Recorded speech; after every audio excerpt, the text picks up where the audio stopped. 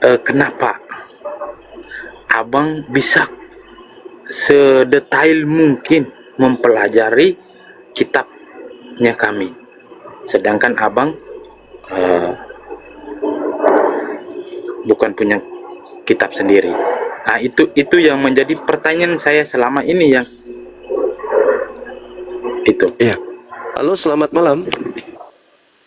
Iya, semangat pagi, abangku. Pagi. Salam jumpa Iya. lagi. Jumpa lagi. Katolik Salam apa hormat. Protestan? Katolik. Katolik. Nah, gini Bang. Saya butuh orang yang bisa jujur di dalam berdiskusi, bukan yang mutar-mutar. Kata Yesus, Siap. Ini itu. ya, barang siapa yang percaya kepada aku, dia juga akan melakukan pekerjaan yang aku kerjakan. Nah, Yesus ketika datang mengajar di tengah-tengah kaumnya, Yesus mempraktikkan hukum Taurat. Yesus mengajarkan kepada murid-muridnya untuk menjalankan perintah-perintah Musa. Bahkan dia praktekkan. Artinya bahwa ketika percaya kepada Yesus, orang itu mengikuti pekerjaan Yesus. Dan ketika melakukan pekerjaan Yesus, maka orang itu tidak akan nampak seperti Katolik. Orang itu akan nampak seperti Yahudi. Karena dia melakukan pekerjaan-pekerjaan yang diperintahkan Elohim kepadanya. Nah, lalu bagaimana dengan Yesus mengatakan bahwasanya Yohanes mengatakan bahwa percaya kepada Yesus tidak binasa melainkan memperoleh hidup yang kekal. Nah, kalau percaya kepada Yesus, menurut Yesus melakukan pekerjaannya. Begitu abangku. Gimana? Silakan. Oh, iya, baik, abangku. Menurut saya ini Katolik ya. Ini menurut saya bahwa kenapa Yesus tidak binasa. Yang saya pahami bahwa karena dia mati secara fisiknya, pada hari ketiga dia bangkit. Itu yang makanya dia dinamakan tidak binasa. Iya. Oke. Yohanes 3 nomor 16, begitu besar kasih karunia Tuhan akan dunia ini, sehingga Tuhan mengutus anaknya, yaitu Yesus, hambanya, yaitu Yesus. Barang siapa yang percaya kepada Yesus, tidak binasa, melainkan memperoleh hidup yang kekal. Ya, kalau percaya kepada Yesus. Nah, kita tanya Yesus nih, saudara Yesus, ya paman, apa sih syaratnya percaya kepada kamu? Bagaimana sih tanda bukti orang-orang itu percaya samamu? Yesus menjawab, tanda-tanda orang percaya kepadaku adalah Yohanes 14:12. Mereka melakukan pekerjaan-pekerjaan yang juga aku kerjakan. Artinya, Yesus tidak pernah melakukan pekerjaan makan babi, ibadah minggu, menyembah dirinya, Natalan, menyembah 3 pribadi Tuhan, merasulkan Paulus, mengkitabkan Lukas, Markus, Matius, Yohanes, Roma, Galatia, Filipi, dan seterusnya. Nah, itu pekerjaan-pekerjaan Yesus. Jadi kalau kamu ingin selamat, kata Yesus, kata Elohim, percaya Yesus. Nah, kategori orang percaya menurut Yesus adalah melakukan pekerjaan Yesus. Apa pekerjaan Yesus? Melakukan kehendak Elohim. Apa kehendak Elohim? Perjanjian lama, bukan perjanjian baru. Dengan kata lain, kalau percaya kepada Yesus, tidak jadi Katolik orang, tetapi menjadi seperti Yesus. Yesus apa? Katolik atau bukan? Bukan, tapi apa? Yudaism. Berarti percaya Yesus, ya Yudaism dong jadinya. Bukan jadi Katolik. Silakan. Oke, abangku. Bahwa mempercayai Yesus ya, dasarnya bahwa Yesus tidak mengajarkan agama ya. Yesus dalam melakukan pekerjaan itu untuk semua umat ya, tidak melihat agama. Agama itu datang kemudian ya. Nah di situ kenapa bertolak belakang bahwa kami di Katolik, ya, di hari Minggu itu Yesus tidak mengajarkan di hari Minggu, ya, untuk gereja. Tapi kenapa kami lakukan di hari Minggu? Bahwa Yesus di hari Sabat dia ada ke Bait Allah, itu pada hari Sabat. Jadi hari Sabat itu hari Sabtu. Kenapa ke hari Minggu? Hari Minggu itu memperingatin kami bahwa hari pertama setelah kebangkitan. Hari pertama setelah kebangkitan Yesus itu. Maka Iya. dari ajaran Yahudi itu sebagai kita kenal bahwa tanggal merah sebenarnya harinya istirahat, maka disitulah kita menjalankan ibadat kita pada hari Minggu. Itu menurut yang saya Iya.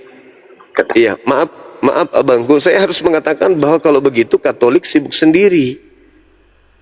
Merayakan Minggu ya sibuk sendiri, bukan melakukan pekerjaan yang Yesus kerjakan, kan gitu. Mohon maaf nih, kalau saudara saya mengatakan Yesus tidak mengajarkan agama. Kalau kita lihat di Matius 5 nomor 20, justru syarat untuk masuk surga harus beragama. Berarti Yesus mengajarkan agama. Dikatakan di situ, jika hidup keagamaanmu tidak lebih benar dari ahli Taurat dan orang Farisi, maka kamu tidak akan masuk surga. Jadi yang pertama harus punya agama, yang kedua syaratnya agamamu harus lebih benar dari ahli Taurat. Nah, apa yang lebih benar dari ahli Taurat itu? Diuraikan kemudian Yesus setelahnya. Siapa yang berkata kepada saudaranya jahil, bodoh, maka dia akan masuk neraka. Siapa yang memandang wanita dan mengingini dalam hatinya, maka dia telah berzina. Cungkil matamu daripada dua matamu masuk ke neraka. Lebih baik satu mata masuk surga daripada dua mata masuk neraka. Itu ajaran-ajaran Yesus tuh. Agama yang benar menurut Yesus yaitu mencuri potong tangan, melihat perempuan dengan nafsu, cungkil mata, mengasihi musuh, diperintahkan jalan 1 mil, jalanlah 2 mil. Itu perintah Yesus. Itu ajaran Yesus yang disempurnakan dari Taurat itu. Maka saya katakan bahwasanya kalau percaya kepada Yesus, mohon maaf nih, kalau percaya kepada Yesus menurut Yohanes 14 nomor 12, maka orang itu bukan jadi Katolik, tapi jadi Yahudi atau Yudaism. Karena pekerjaan-pekerjaan Yesus menghantarkan Yesus menjadi praktisi Taurat, bukan menjadi praktisi Perjanjian Baru. Ketika Yesus mempraktekkan pekerjaannya puasa, kemudian sujud, kemudian sunat, kemudian menyembah satu Tuhan, lalu kemudian menghindarkan diri dari minuman dan makanan yang haram, maka Yesus berdiri sebagai seorang Yudaism yang taat. Sedangkan Katolik, maaf, ibadah Minggu, menyembah Yesus, Natalan, kemudian makan babi, tidak bersunat. Apakah ini pekerjaan Yesus? Bukan. Berarti syarat percaya kepada Yesus tidak ada di Katolik. Tetapi Katolik sibuk dengan kepercayaannya sendiri. Yesus Tuhan, Yesus mati disalib nebus dosa-dosa kita, sudah boleh makan babi, sudah boleh tidak bersunat, bla bla dan seterusnya. Itu sibuk sendiri. Maka Yesus mengatakan dalam Matius 15 nomor 9, percuma mereka beribadah kepadaku, sedangkan pekerjaan yang mereka kerjakan adalah perintah manusia. Ibadah Minggu perintah manusia, nyembah Yesus perintah manusia, makan babi perintah manusia, kemudian tidak bersunat perintah manusia. Semua perintah manusia. Menjadi Katolik itu perintah manusia, perintah Paulus. Sedangkan Yesusnya sendiri sibuk dengan pekerjaannya sendiri, yaitu sebagai orang yang taat tekun melaksanakan perintah-perintah Elohim di dalam Torah. Oke. Begitu abangku. Silakan. Oke bang. Sedikit saya menjelaskan bahwa kenapa di Katolik melakukan ibadat hari Minggu, ya, melakukan Natal, melakukan Paskah merayakan itu ya. Yesus tidak mengajarkan itu. Betul. Yesus tidak mengajarkan. Kenapa demikian? Karena kita percaya bahwa dengan kebangkitannya itu. Jadi dari kebangkitan itu maka kita merujuk kembali. Kenapa Natal? Karena Natal itu menganggap kami sebagai lahirnya Yesus sendiri. Lalu di Paskah itu rujuknya dari Jumat Agung, kematian Yesus, Sabtu Santo, kebangkitan, maka di hari Minggu, hari yang libur, maka ikan hari raya Paskah. Di sini saya tegaskan lagi bahwa itu tidak diajarkan oleh Yesus. Kita hanya memperingati. Karena atas penebusannya, maka kita memperingati. Itu yang menurut saya. Oke. Kita aplaus untuk itu. Jadi, saudara-saudara kami Katolik itu memperingati kebangkitannya, memperingati ini dan seterusnya, kan gitu ya. Tetapi lupa melakukan pekerjaan yang menjadi pekerjaan Yesus, di mana dalilnya Yohanes 3:16, barang siapa begitu besar kasih karunia Tuhan akan dunia ini sehingga ia menganugerahkan anak yang tunggal, barang siapa yang percaya kepadanya tidak binasa melainkan memperoleh hidup yang kekal. Kita tanya Yesus, menurut Bapa Elohim, supaya kami selamat kami harus percaya kepadamu. Nah, Yesus menerangkan, kalau kau percaya kepadaku, lakukan pekerjaan-pekerjaan yang aku lakukan. Dia tidak mengatakan, kalau kau percaya kepadaku, peringati pekerjaan-pekerjaan yang aku lakukan, peringati aku. Itu tidak dikatakan itu. Tetapi, lakukan pekerjaan yang aku kerjakan. Karena Yesus mengatakan, Yohanes 10:27, aku mengenal muridku, muridku mengenal aku, mereka mendengarkan suaraku dan mengikuti aku. Kalau aku ke sinagoge, mereka ke sinagoge. Kalau aku sabat, mereka sabat. Kalau aku tidak makan babi, mereka tidak makan babi. Kalau aku ini sunat, mereka sunat. Kalau aku puasa, mereka puasa. Karena aku mengenal pengikutku, pengikutku mengenal aku, mereka mendengarkan suaraku dan mengikuti aku. Aku Yudaism, maka muridku masa Kristen?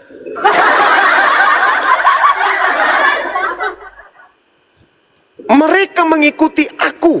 Aku mengenal muridku, muridku mengenal aku. Mereka mendengarkan suaraku dan mengikuti aku. Saat aku sujud, muridku masa jingkrak, nyanyi-nyanyi? Aku sujud dong, kalian harus sujud. Saat aku puasa, kalian puasa. Saat aku sunat, kalian sunat. Seketika aku menyembah hanya kepada Elohim, menyembahlah kalian hanya kepada Elohim. Seketika aku mengajarkan diriku adalah rasul, maka ikutilah itu, bahwa aku ini adalah rasul. Jangan kau tuhankan, karena aku pun tidak menuhankan diriku. Yang tahu tentang diriku adalah diriku. Kau lihatkah aku menuhankan diriku? Enggak kan? Nah, jangan kau ikuti orang-orang yang menuhankan aku, tapi ikuti aku yang menuhankan Elohim yang ada di langit. Bukan kau yang tahu aku yang tahu tentang diriku. Kalau aku menyembah diriku, berarti aku Tuhan. Mencontohkan aku menyembah diriku, tapi aku mencontohkan menyembah Bapa yang di langit. Ikuti itu. Itulah yang Yesus katakan dalam Yohanes 10 nomor 27. Muridku aku kenal, aku mengenal muridku, muridku mengenal aku, mereka mendengarkan suaraku. Maksudnya mendengarkan titahku, mendengarkan perintahku, mendengarkan ajaranku, dan mengikuti aku. Bukan mengikuti orang-orang yang melakukan peringatan-peringatan, memperingati kebangkitan Yesus, memperingati kelahiran Yesus, memperingati apa dan seterusnya Yesus. Bukan. Tetapi mengikuti pekerjaan-pekerjaan yang aku lakukan, dan mendengarkan perkataan-perkataan yang aku sampaikan. Nah itu, makanya di awal tadi teman diskusi kita, Abang, saya katakan, orang kalau percaya Yesus, tidak mungkin jadi Katolik, tidak mungkin jadi Protestan, tapi jadi Yudaism. Karena Yesus ke sinagoge, kita kudu harus ke sinagoge. Yesus puasa, kita harus puasa.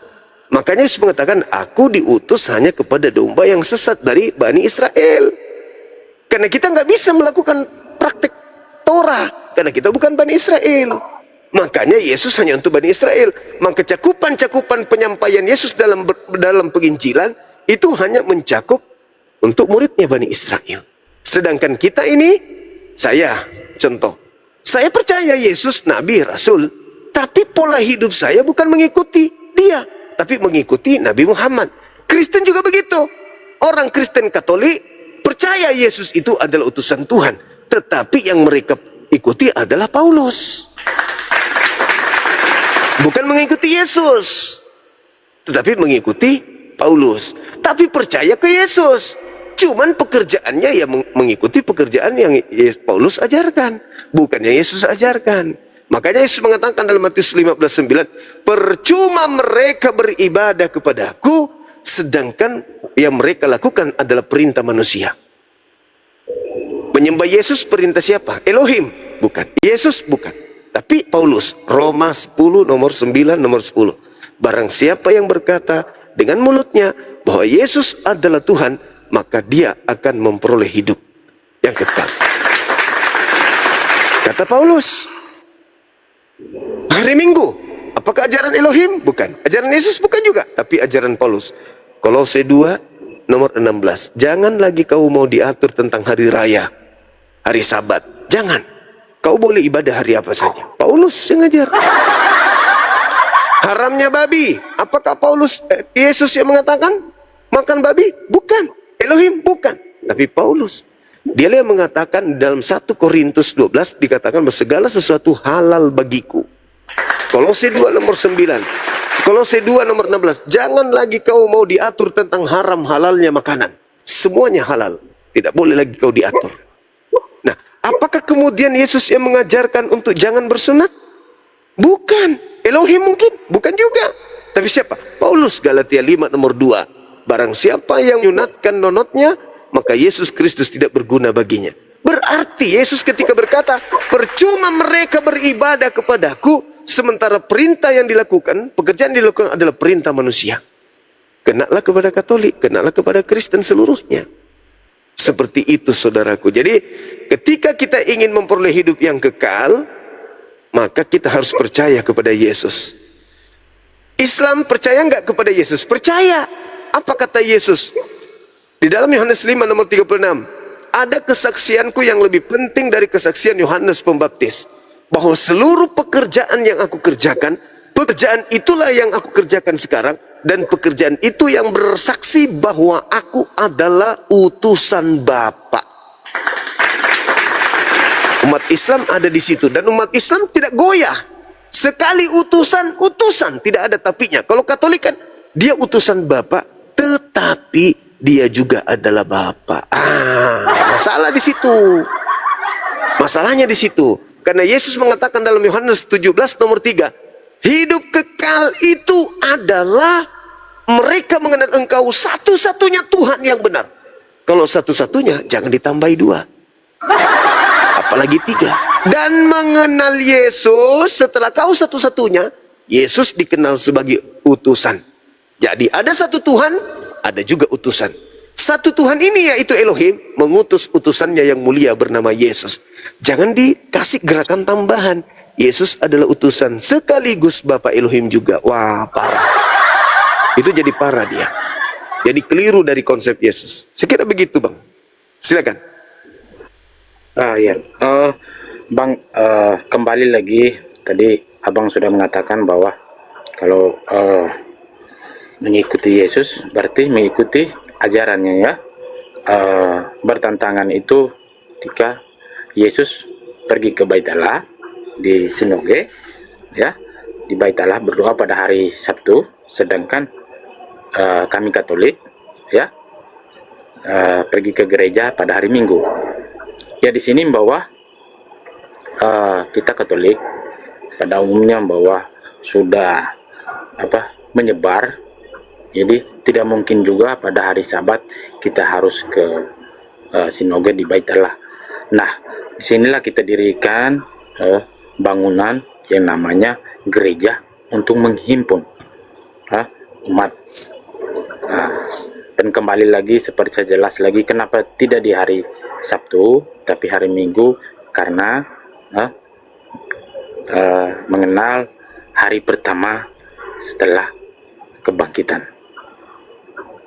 Oke. Terima kasih Abang atas diskusinya yang begitu baik. Yang mudah-mudahan ada nilai yang bisa kita petik dari diskusi kita ini. Mungkin masih ada yang ingin disampaikan, silakan. Abang di sini ingin pertama saya sampaikan ya, bahwa dari diskusi ini, jika ada kelebihan adalah kelebihan kita semua, kalau kekurangan adalah kekurangan saya. Saya angkat jempol pada Abang ya. Sama-sama, ini hal Bang. yang Sama-sama. baik. Ya, hal yang baik. Lalu Abang, izinkan saya bisa tidak? Saya mau bertanya sedikit, Bang. Boleh, silakan. Boleh. Saya mengikuti Abang mulai dari pertama saya naik di rumah Abang. Ini saya naik yang ketiga kali. Tapi ada yang lain juga saya ikut, tetapi saya tidak naik. Karena mana yang saya bisa naik, mana yang saya tidak bisa naik. Jadi menjadi timbul pertanyaan saya, kenapa Abang bisa sedetail mungkin mempelajari kitabnya kami, sedangkan Abang bukan punya kitab sendiri. Nah, itu yang menjadi pertanyaan saya selama ini, yang itu. Iya, baik. Terima kasih banyak Abang. Jadi gini, kenapa saya mempelajari Bible? Karena saya setelah mengkaji Islam ini, tidak mungkin ada dua agama yang benar. Pasti ada salah satu dari dua agama ini yang keliru. Kalau bukan Islam, Kristen.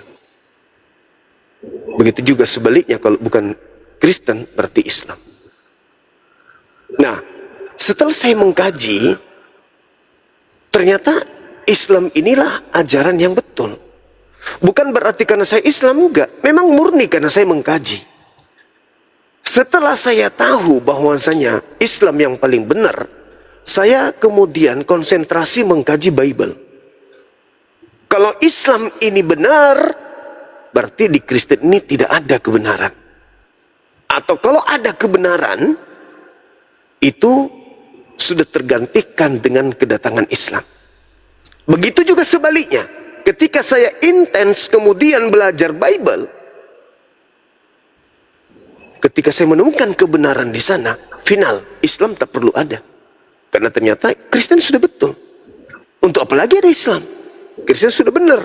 Cukup kita ikuti Kristen. Islam nggak perlu ada. Tapi saya tidak menemukan pola itu, abangku.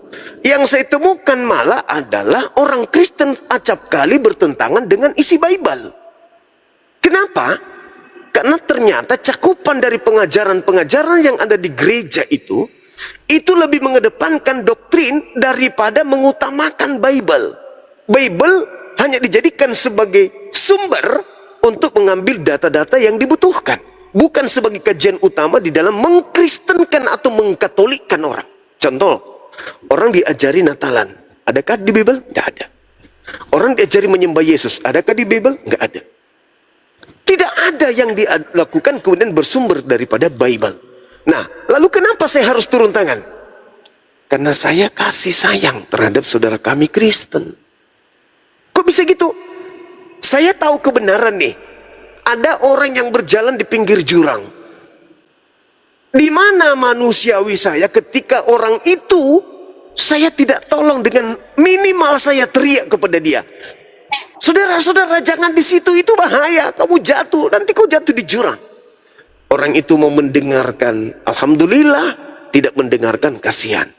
Makanya saya turun tangan ke lapangan untuk menggaji dua dalil ini, karena saya tahu kebenaran itu. Bayangkan abangku, kita bermimpi, contoh nih ya, ini ada sebuah box, ini dibungkus misalnya. dibungkus ini. Kita nggak tahu apa isinya. Tertulis di luarnya adalah sepatu. Harapan kita ini sepatu. Kita bawa pulang ke rumah, tidur dan seterusnya. Pokoknya asik, besok begitu saya mau kuliah sudah ada sepatu. Dibukalah pembungkusnya, tiba masanya kita masuk kampus. Dibuka pembungkusnya, ternyata isinya pisang. Berarti selama ini kita tertipu dengan penampakan. Kasih keselamatan, dosa ditebus, bla bla bla bla dan seterusnya. Tapi begitu ajal datang menjemput, ternyata kita salah jalan. Nah, lagi-lagi, apakah ini asumsi? Tidak.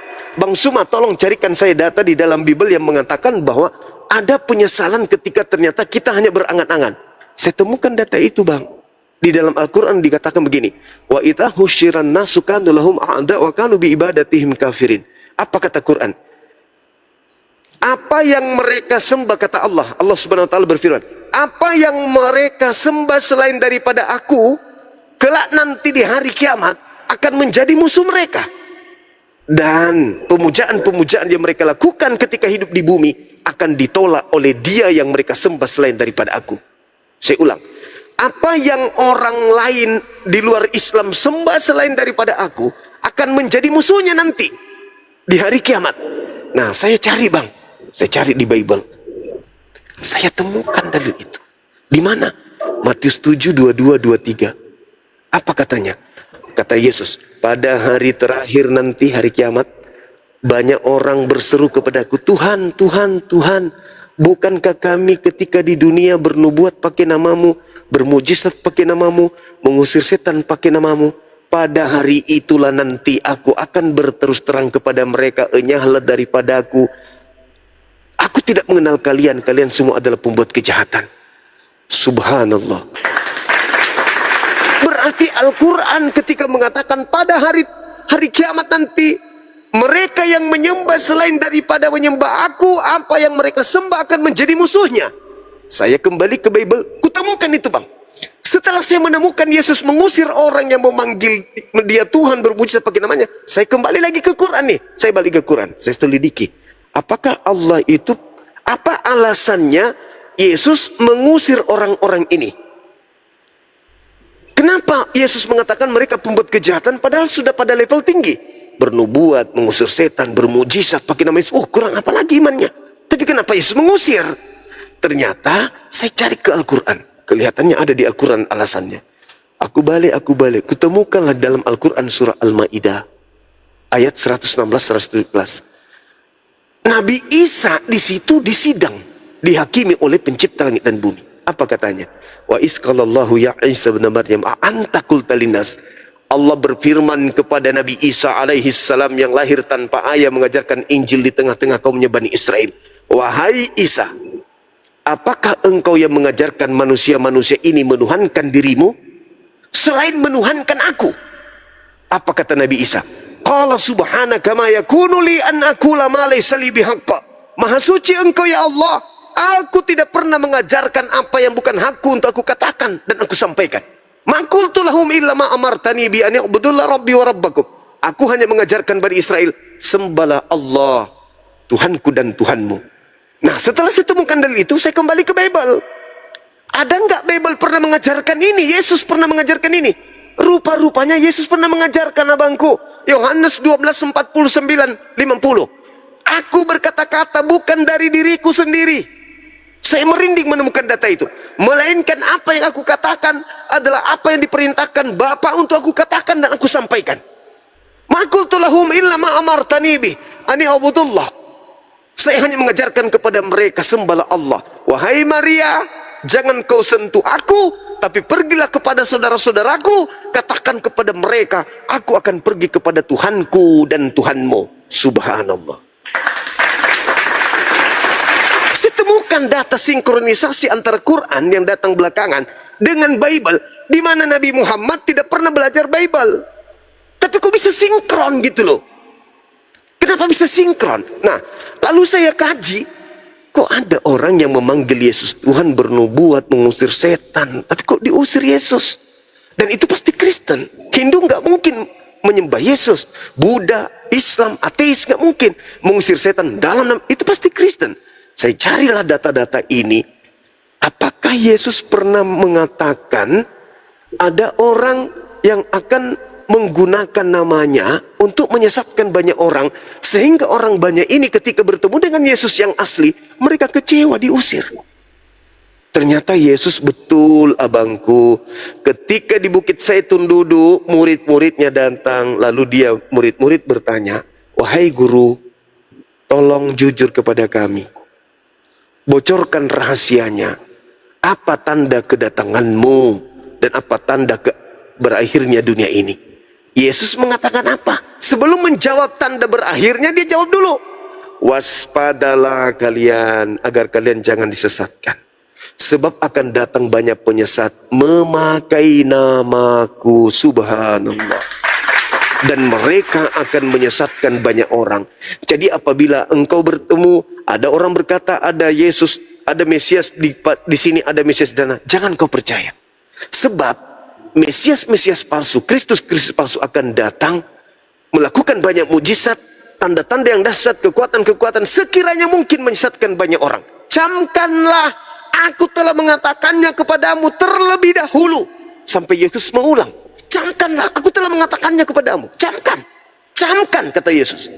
Jadi apabila ada orang berkata ada Yesus di padang gurun, ada Yesus di dalam bilik rahasia, jangan kau percaya. Sebab sama seperti kilat memancarkan cahaya dari timur sampai ke barat, demikianlah kelak kedatanganku.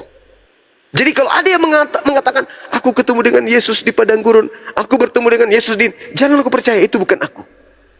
Mereka adalah penyesat yang memakai namaku dan akan menyesatkan banyak orang. Pertanyaannya muncul, apakah ada orang yang pernah mengaku bertemu Yesus dan pengikutnya banyak sampai hari ini? Subhanallah.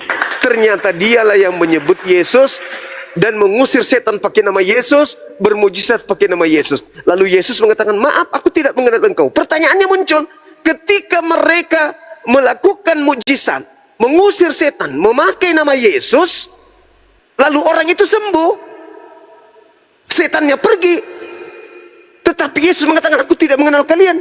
Lalu Yesus siapa yang datang membantu mereka? Kembali kepada pernyataan Yesus, iblis datang memakai namaku. Nah, dengan keadaan seperti itu, abangku, saya belajar Bible itu kurang lebih 19 tahun. Saya kaji. Setelah saya tahu kebenaran, sebagai orang yang memiliki kasih, masa saya diam aja melihat saudara-saudara saya? Mereka asik, kemudian dijanji sama gereja, dosamu ditebus, darah Yesus telah menebusmu, kita akan selamat, Yesus sudah ke surga menyiapkan tempat bagi kita. Silakan kau melakukan apa saja yang kau mau, yang penting kau sucikan dirimu dengan bayar per bulan tiap bulan. Dia dikasih obat-obat kuping. Jadi orang ini berbisnis yang haram pun boleh, menjadi rentenir pun boleh, bisnis babi juga boleh, bisnis jualan anjing juga boleh, menjadi apapun boleh. Kenapa? Karena dia sudah dijanji keselamatan di gereja. Darah Yesus telah menebus kita, bla bla. Akhirnya habis waktunya untuk terlena dengan keadaan itu.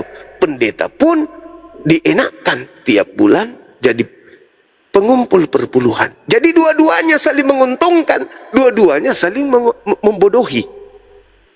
Akhirnya apa, saudaraku? Bible jadi barang usang di rumah. Tidak pernah dipelajari. Disimpan aja di lemari. Yang ada ke gereja hari Minggu, Natalan, euforia, berpesta, bla bla bla bla bla. Itu aja. Pendeta semakin senang menimbun kemudian perpuluhan. Orang-orang semakin senang berbisnis, semakin kaya, semakin menyembah Yesus, semakin kaya, semakin menyembah Yesus, semakin kaya, semakin dienakan oleh kehidupan duniawi.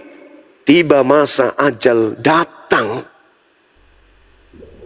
kekal di neraka, diusir oleh Yesus. Lah mau kemana lagi? Telat. Sudah di alam kubur. Kalau di bumi ini kan masih ada pilihan. Aku ke Islam aja atau jangan ya? Susah di Islam. Enggak deh, di Kristen aja. Masih ada pilihan. Tapi kalau sudah masuk ke alam kubur, kita tidak bisa menghadap ke bumi lagi, ke dunia. Kita tinggal menghadap ke akhirat, masa depan, yaitu akhirat. Apa yang kau lakukan ketika kau di dunia? Tidakkah kebenaran datang kepadamu? Tidakkah ada yang mengajarkan kepadamu? Kenapa kau tidak mendengarkan? Oh, karena saya enak Tuhan. Di tempat saya yang tadinya enak. Saya tidak perlu ibadah. Saya tidak perlu ini. Nggak ada haram. Tidak ada wajib. Semuanya bebas. Karena Paulus mengatakan, engkau bukan lagi hamba, tetapi engkau adalah anak dan engkau adalah pewaris surga. Makanya kami terlena. Apakah nggak ada kebenaran datang kepadamu, penyampai kebenaran? Ada sih, tapi kami tolak. Karena kami lebih enak di situ. Ya udah, nikmatilah sekarang siksaanmu. Saya tidak mau itu terjadi. Makanya saya hadir 24 jam. Selama masih ada roh di dalam jasad ini, sebisa mungkin menyuarakan kebenaran. Karena itu perintah Allah. Uda'u ila sabili rabbika bil hikmah. Serulah manusia kepada jalan Tuhanmu dengan jalan hikmah. Wabil hasanah dengan cara-cara yang baik. Ada dalil yang lain. Illal ladzina zalamu minhum. Terkecuali terhadap orang yang zalim di antara mereka. Kamu harus tegas, kamu harus keras kepada mereka. Jadi kalau ada yang menghujat, saya harus keras. Kenapa? Besi yang bengkok butuh pukulan keras untuk meluruskan. Jadi saya turun di dunia apologet Islam ini, abangku, itu murni karena kasih sayang. Kalau saya tidak sayang kepada saudara kami Kristen, Al-Quran surah Al-Mu'minun ayat 1 sampai ayat 11 sudah memberikan kemudian legitimasi, validasi, pengesahan terhadap umat Islam bahwa umat Islam adalah pewaris surga Firdaus. Diterangkan dalam Al-Quran surah Al-Mu'minun, kad aflahal mu'minun, beruntunglah orang-orang mukmin itu, alladzina yarithunal firdaus, yaitu orang-orang yang mewarisi Firdaus. Hum fiha khalidun, mereka kekal di dalamnya. Umat Islam adalah pewaris surga Firdaus, mereka kekal di dalamnya. Dalil, kalau saya ego, kalau saya tidak kasih sayang terhadap saudara Kristen, ngapain saya urusin? Toh saya sudah Islam, saya sudah ada jaminan surga, EGP dengan kalian. Urusan lo, siapa suruh nggak pakai otak? Itu kalau saya tidak sayang sama kalian. Tapi karena saya sayang, saya tidak mau selamat sendiri.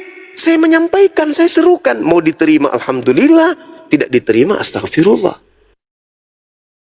Jadi kalau abang saya ini bertanya, kenapa Anda pelajari? Saya belajar bukan karena membenci. Saya pelajari sebagai petunjuk jalan keselamatan. Itu aja. Kalau diterima alhamdulillah. Kalau ada yang salah, silakan buka Bible. Bang Suma keliru, buka Bible. Ada yang keliru yang saya sampaikan, buka Bible. Benar nggak saya keliru? Kalau keliru, berarti saya bertentangan dengan Bible. Tapi Bang Suma bertentangan dengan Paulus. Oh jelas, saya bertentangan dengan Paulus. Karena Yesus sendiri tidak mengenal Paulus. Yesus sendiri mengatakan, jadi apabila ada orang mengaku bertemu dengan aku di padang gurun, aku di dalam bilik, jangan kau percaya. Jangan kau percaya.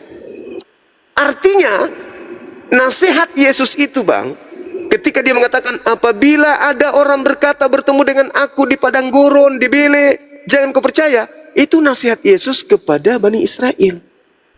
Bukan nasihat Yesus kepada orang Roma Yunani. Nah, ketika Paulus mengaku kepada Roma Yunani, aku bertemu dengan Yesus di padang gurun nah orang Roma Yunani percaya. Masa sih? Iya. Begitu Paulus tahu, ini orang Roma kelemahannya di mana? Orang Roma itu kelemahannya, jangan larang dia makan babi. Jangan suruh dia bersunat. Jangan gantikan dewa mereka. Tetaplah ngajarkan dewa mereka. Jangan kau rubah hari ibadah mereka. Tetaplah perintahkan ibadah di hari Minggu. Tetaplah perintahkan mereka makan babi. Tetaplah perintahkan mereka jangan bersunat. Supaya ajaranmu yang bertemu dengan Kristus di padang gurun itu bisa diterima oleh mereka. Hasilnya betul. Roma Katolik dengan kekuasaan Imperium Romawi pada saat itu kemudian dengan cangkangnya mengajarkan kekristenan kemana-mana di bawah penguasaan. Bukan lagi pemerintah yang memegang kepentingan pada saat itu, tapi otoritas gereja. Apa yang gereja putuskan, itu yang terjadi. Akhirnya sampai ke Belanda. Belanda masuk ke Indonesia. Sampai ke Portugis. Portugis masuk ke Indonesia. Jadilah kita orang-orang Indonesia ini menjadi pengikut mereka. Adakah murid Yesus datang ke Indonesia mengajarkan kita? Jangan murid Yesus, terlalu lebay. Adakah orang Yahudi asli masuk ke Indonesia mengajarkan agar kita menjadi Katolik? Semua dari Barat. Semua dari Barat. Kalau Katolik itu berasal dari Yesus, mana ke-11 murid Yesus? yang punya istri, yang punya anak, yang punya keturunan, punya cucu, dan beranak cucu sampai sekarang ini. Mana mereka? Kenapa nggak jadi Katolik? Kalau memang Katolik itu ajaran Yesus, berarti diajarkan kepada muridnya. Muridnya mengajarkan kepada anaknya, anaknya kepada cucunya, cucunya kepada cicitnya, sampai turun-temurun. Mana? Adakah orang Yahudi yang datang ke Indonesia keturunan dari murid Yesus yang mengajarkan kita Katolik? Tidak ada. Nah, sementara Yesus mengatakan, aku memang harus pergi, sebab kalau aku tidak pergi, roh kebenaran itu tidak akan datang.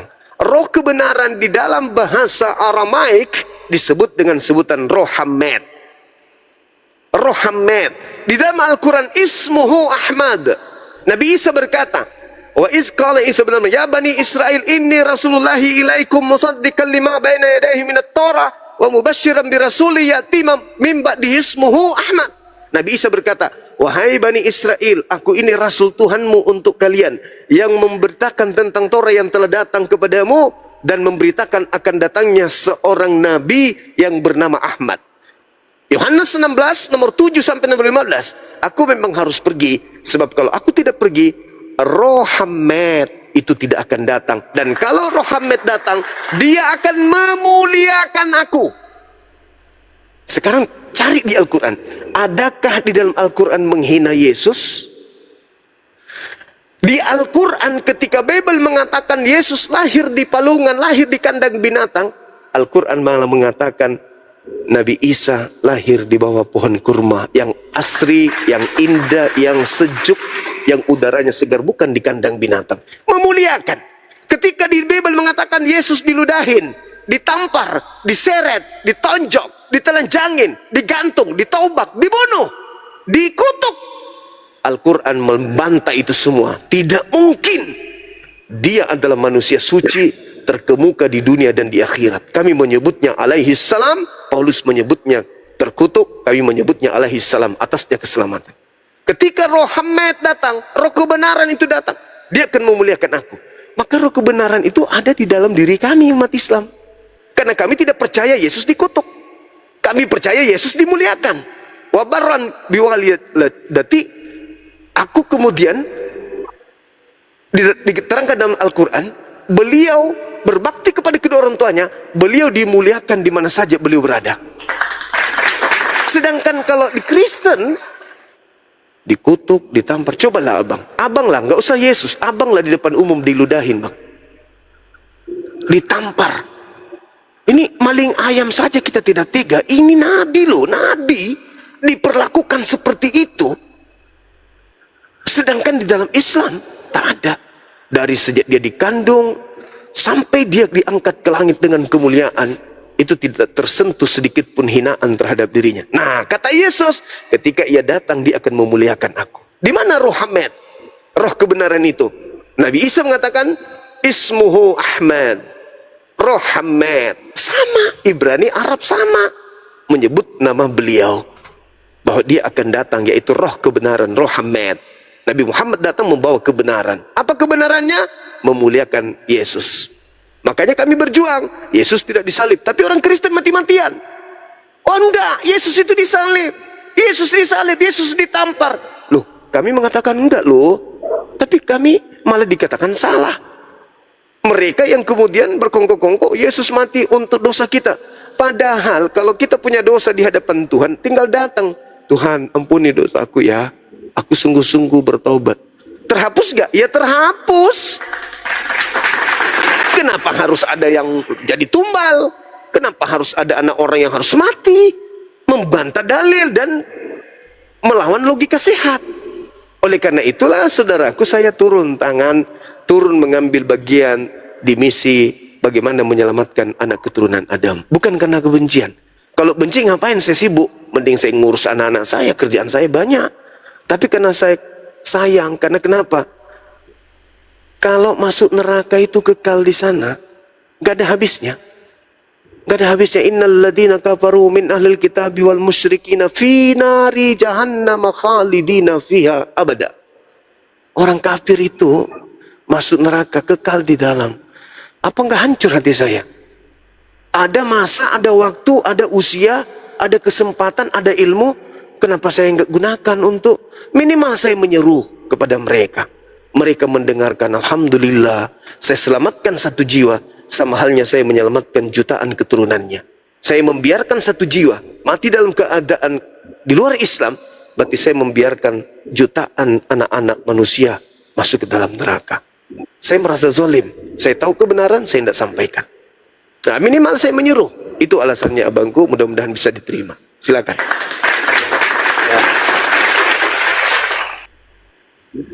Baik abangku, Silakan. sedikit saya menjelaskan bahwa di tempat kami ya di timur, agama yang Katolik datang dari nenek moyang kami itu karena hadirnya Portugis penjajah itu, maka disitulah hadirnya nenek moyang kami mengikuti jadi agama Katolik hingga hari ini kami. Yang berikut, saya tepuk tangan, salut karena abang. Terima kasih. Apa yang abang lakukan ini karena kasih itu yang abang lakukan ini. Jadi terus terang saya tepuk tangan.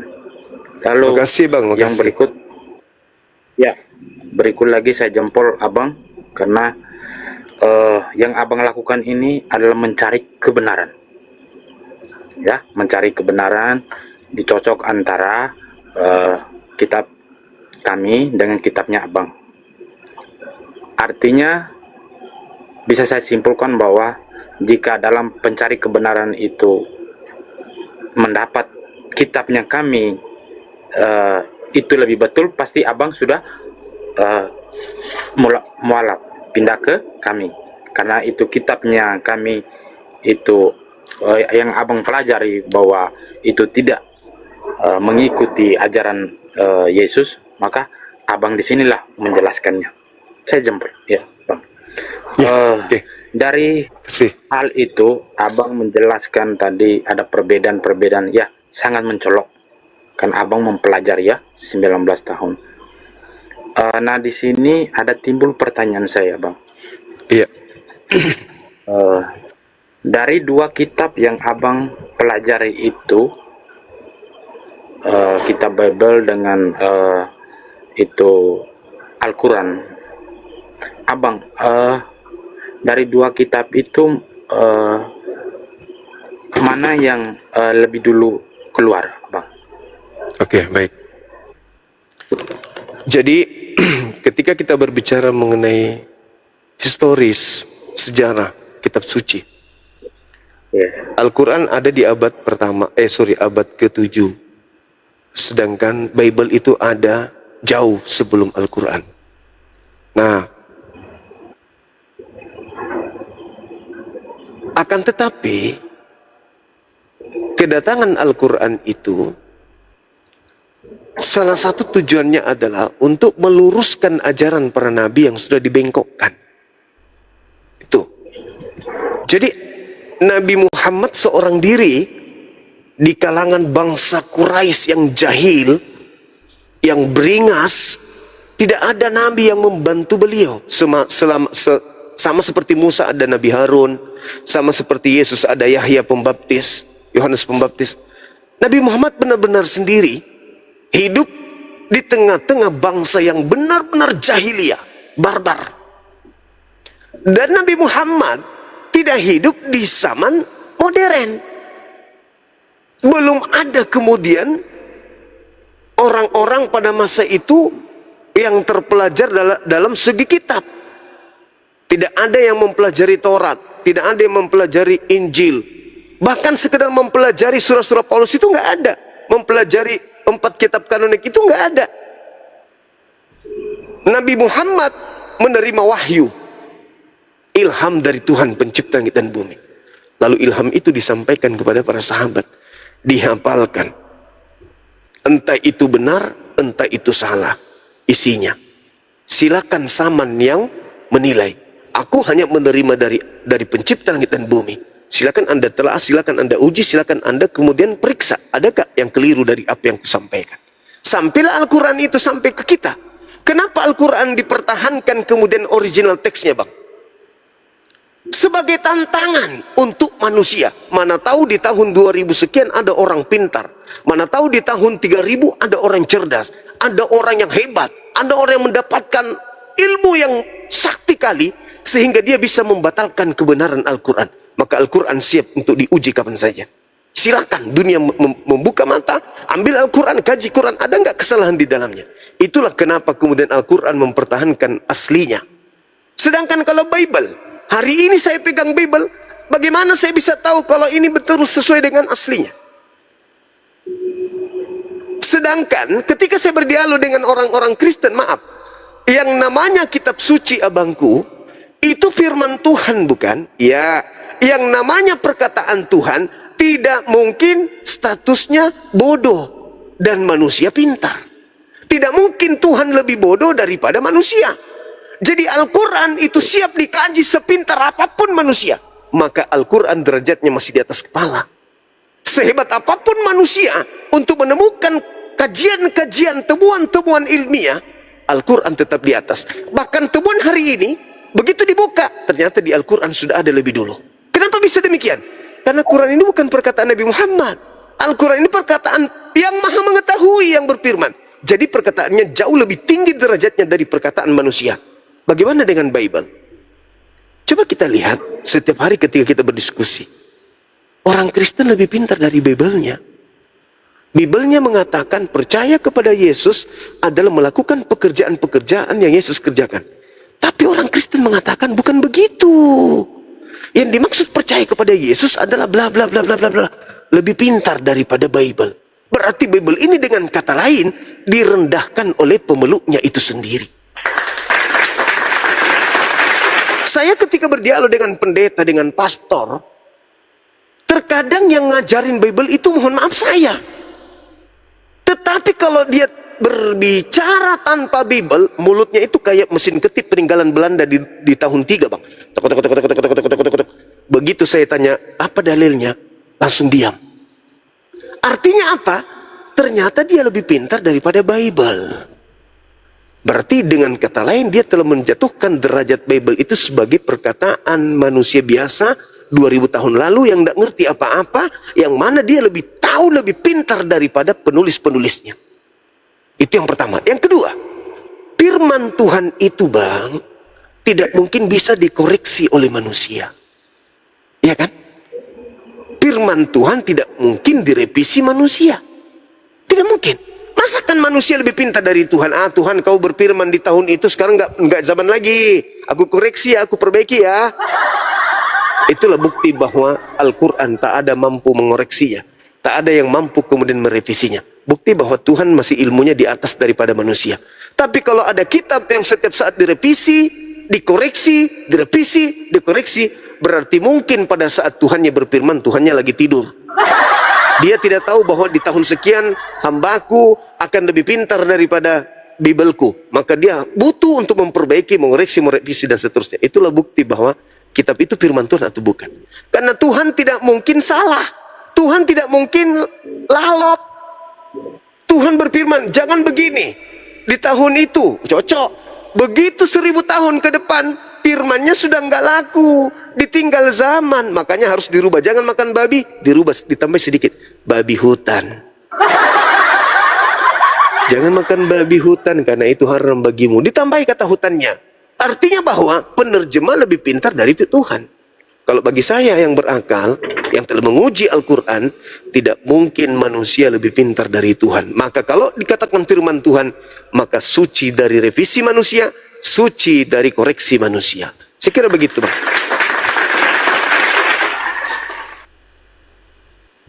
Oke Bang, setuju saya bahwa manusia tidak mungkin lebih pintar dari Tuhan. Ya, itu saya setuju. Ya, dan Tuhan pasti melakukan benar, tidak ada yang salah. Salah. Itulah Tuhan. Oke. Tuhan tetap benar, tidak ada yang salah. Dan manusia tidak mungkin pintar lebih dari Tuhan. Ya, Itu saya setuju. Betul. Ya. Nah, apa yang dijelaskan Abang ya, saya terus terang bahwa saya orang awam ya, saya masih butuh belajar ya, Abang Siap. sudah mengatakan sampai dengan 19 tahun, ya. Nah, jadi saya orang awam, saya butuh belajar. Maka Iya. penjelasan abang, minta maaf, kenapa saya belajar, maka pasti saya bertanya ketika Iya. saya, nah, Iya. maka dari penjelasan abang itu di sini saya kutip bahwa ada sedikit kesamaan dalam dua kitab itu. Ada bagian, ada kesamaan, ada juga bertolak belakang, ya. Sudah abang jelaskan juga bahwa kitab Bible lebih dulu, baru Al-Quran. Oke. Dilihat dari hal itu, bahwa muncul dalam pikiranku, apakah betulkah? Karena di sini bahwa Alkitab itu sudah mengikuti ajaran, ya, dengan Bible bertolak belakang. Apakah dalam Al-Quran itu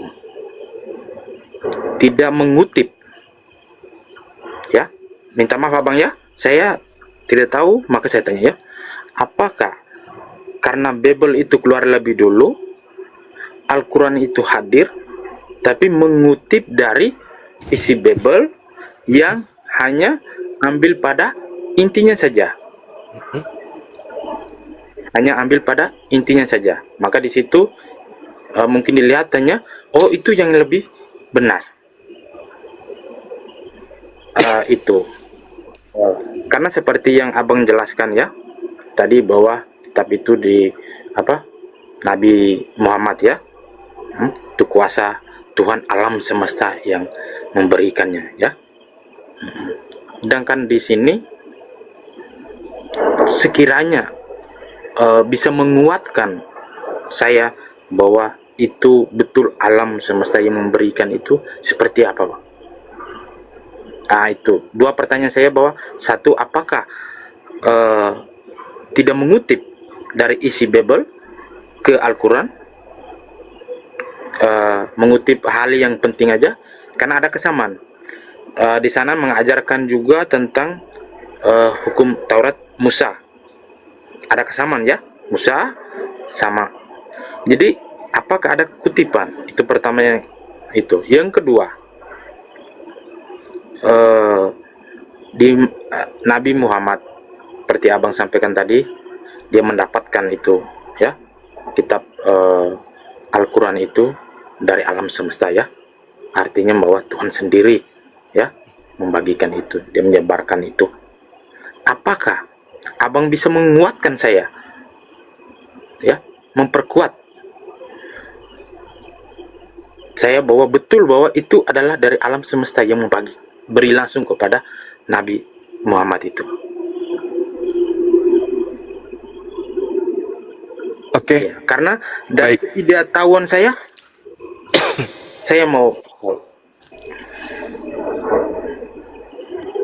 Oke. Jadi yang pertama terkait dengan adanya kesamaan. Ketika umat Islam ditanya, wahai umat Islam, siapa yang kamu sembah? Jawabannya Al-Quran surah Al-Baqarah ayat 130 berapa itu, ya. Dikatakan begini. Qulu amanna billah wa ma unzila ila Ibrahim wa Ismail wa Ishaq wa Yaqub wal asbati wa ma utiya Musa wa Isa. Jadi di dalam Al-Quran dikatakan bahwasanya kami beriman kepada apa yang diturunkan kepada Nabi Musa, Nabi Abraham, Ismail, Ishak dan Yakub, Nabi Musa dan Isa, yang datang dari Tuhan yang sama. Jadi kalau Tuhan yang kami sembah itu maha menyaksikan, berarti apa yang terjadi pada Nabi Adam, Nabi Nuh, Lot, Nabi Musa, Nabi Abraham, semuanya Nabi disaksikan oleh Tuhan yang satu ini. Lalu kemudian Tuhan yang satu ini menyampaikan berita yang sudah pernah ia beritakan sebelumnya kepada para nabi, kepada Nabi Muhammad. Apa yang salah? Sumbernya sama. Justru kalau kita lihat Hindu tidak ada kesamaan dengan ajaran para nabi kita, memang dia tidak berasal dari Tuhan yang sama mungkin. Itu yang pertama. Al-Quran menjelaskan wa min qablihi kitabu Musa imama wa rahmah wa hadza kitabu musaddiqul lisanan arabiyya liyunziral ladzina zalamu wa busyra lil muhsinin. Dikatakan bahwa wahai Nabiku Muhammad, sebelum Al-Quran itu aku wahyukan kepadamu telah ada kitab Torah yang lebih dulu yang kuberikan kepada Nabi Musa sebagai petunjuk dan sebagai rahmat. Al-Quran ini adalah kitab yang membenarkan kitab tersebut dalam bahasa Arab. Jadi ketika ada kesamaan, karena sumbernya sama. Sumbernya sama, jadi ada kesamaan.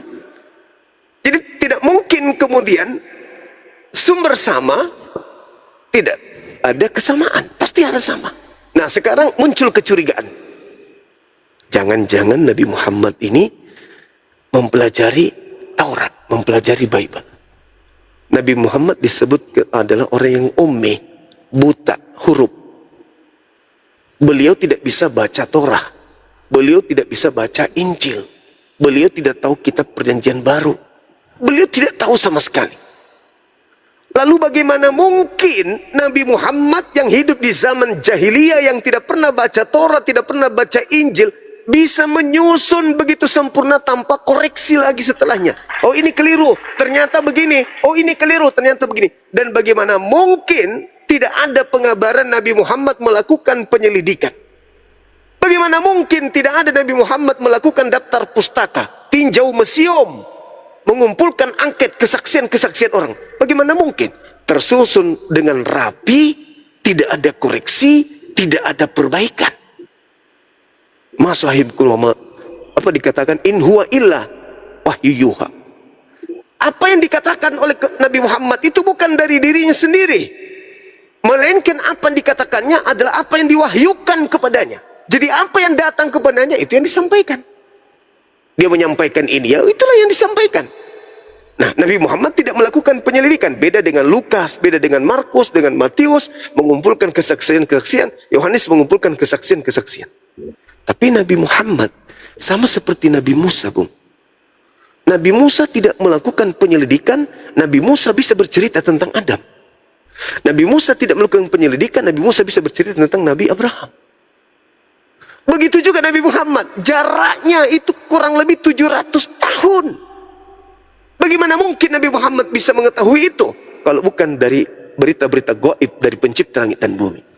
Kalau saudara, rupanya dia melakukan jiplak, pasti kita akan menemukan kesalahan, revisi berikutnya, koreksi berikutnya. Pasti itu. Tapi baginda Rasulullah Muhammad SAW begitu menyampaikan Al-Quran, tidak pernah Al-Quran itu dikoreksi, diperbaiki. Jadi dengan adanya kesamaan, itulah bukti bahwa bersumber dari sumber yang sama. Cuman ketika Al-Quran datang, polanya harus kita sadari tuh, bahwa ketika ada reformasi, sebelumnya pasti ada orde lama, orde baru. Sebelum orde baru, ada orde lama. Orde lama nanti akan dilengkapi oleh orde baru. Orde baru dan orde lama nanti dia akan diperbaiki, dilengkapi oleh reformasi. Nah, itulah yang terjadi kemudian.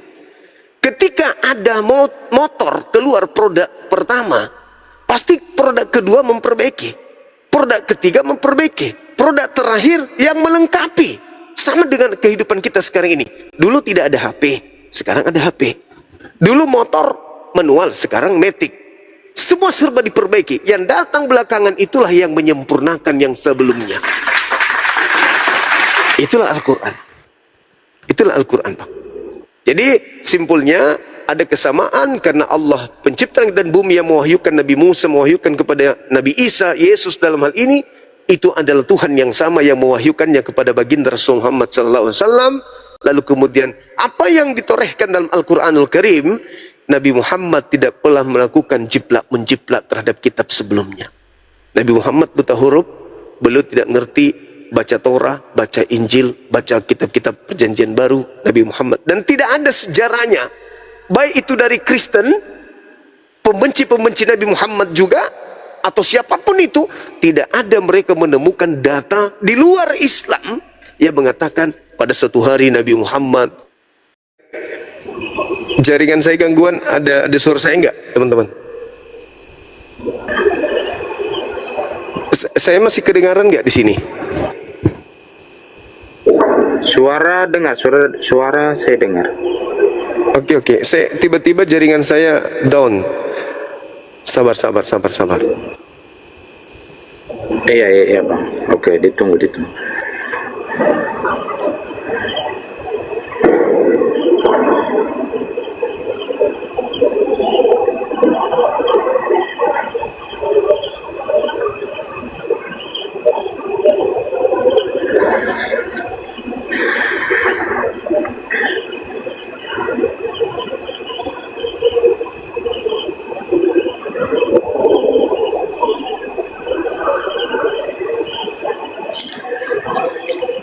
Jaringan error.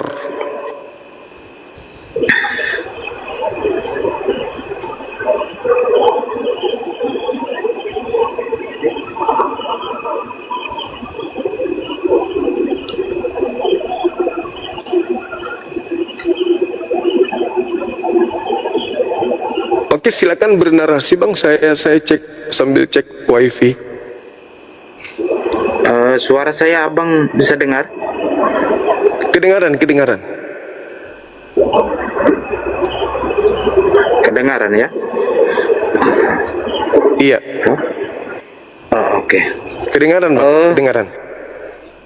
Ya.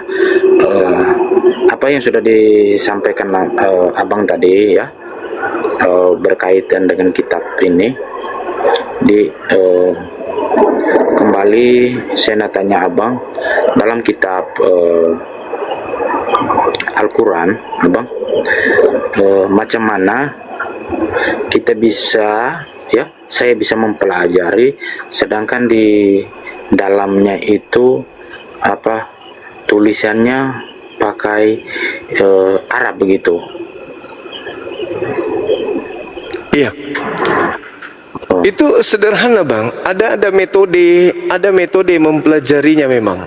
Ada metode mempelajari Quran. Nah, jadi anak-anak kecil pun dengan mudah bisa memahaminya.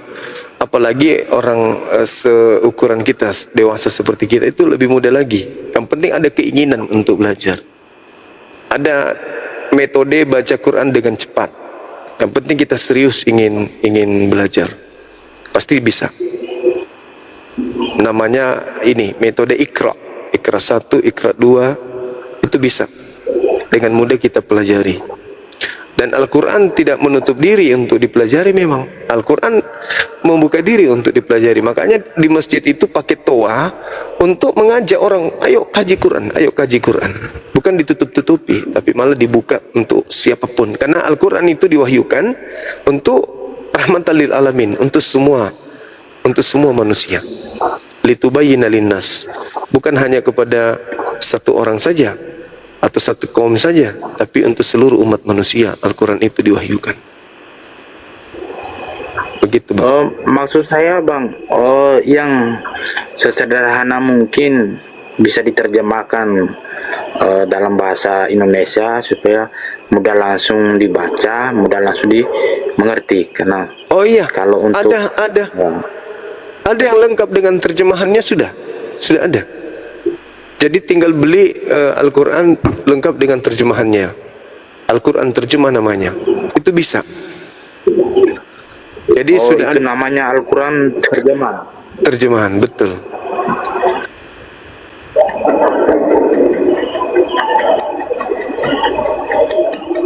Begitu Bang.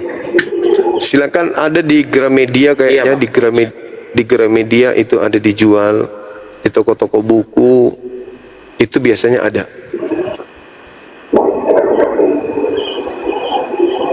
Begitu abangku. Siap Bang. Iya. Siap Bang. Mohon izin ya Bang ya. Saudaraku semua, saya mohon izin ya, bahwa Abang juga mempelajari kitab ya, saya juga mungkin ke depan lah saya akan berusaha untuk mempelajari. Iya. Ya. Baik Bang, baik. Kan kita saling bisa mempelajari ya. Siap, silakan. Saya juga seperti sampaikan abang sudah pelajari sampai 19 tahun. Nah, Ya, ini juga makanya saya terus tanya ya. baik. Baik, terakhir kata ya abangku, saya mengucapkan terima kasih banyak Sama-sama, Bang. bahwa diskusi kita saya menganggap sangat bagus dan kita pakai dengan sopan santun yang baik, dan saya senang Ya. dengan diskusi ini.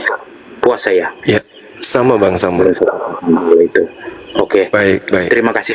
Abang juga mengatakan Sama-sama, hal sama-sama, Bang. Sama-sama. yang saya ya hanya Sehat terus, Bang. jika ada kekurangan saya, ya jika ada kekurangan saya, mohon maaf karena saya ini orang awam, jadi Ya, tidak, sama-sama kita juga minta maaf. harus tahu. Iya. Dan kepada saudara-saudaraku yang di bawah, dalam diskusi ini tidak puas dengan saya atau apa, silakan, saya terima. Tapi inilah dalam diskusi yang baik. Iya, iya, Masya Allah. Terima kasih, Bang, atas kehadirannya di Komal kita. Nanti hadir lagi kapan-kapan, hadir lagi ke sini, kita diskusi lagi ya. Oke. Bang, saya satu harapan saya. Bisa Iya. tidak, Bang? Satu Bisa. saja harapan pesan saya. Silakan. Saya hormat sebagai anggota Ormas Pemuda Pancasila. Oh, iya, Dalam iya, Komal iya. ini ada, Iya, iya, iya. ada juga anggota Pemuda Pancasila. Salam hormat. Iya, Dan iya. juga saya mau pesan sesama agama, antara Katolik dan Islam, mohon supaya lebih cerdas menyikapi suatu hal. Toleransi itu sangat penting. Kita menjaga NKRI ini ke depan lebih baik. Jangan merusak hanya karena berbeda agama. Kalau Iya. ada berbeda sesuatu, marilah kita diskusi seperti ini. Ya. Iya, iya. Mantap sekali, Salam abangku. hormat. Salam hormat. Ya. Ya, kita banyak Iya. teman akrab di DPP pusat. Iya, siap. Mantap. Oke, oke. Thank you, Saya- Bang. Thank you.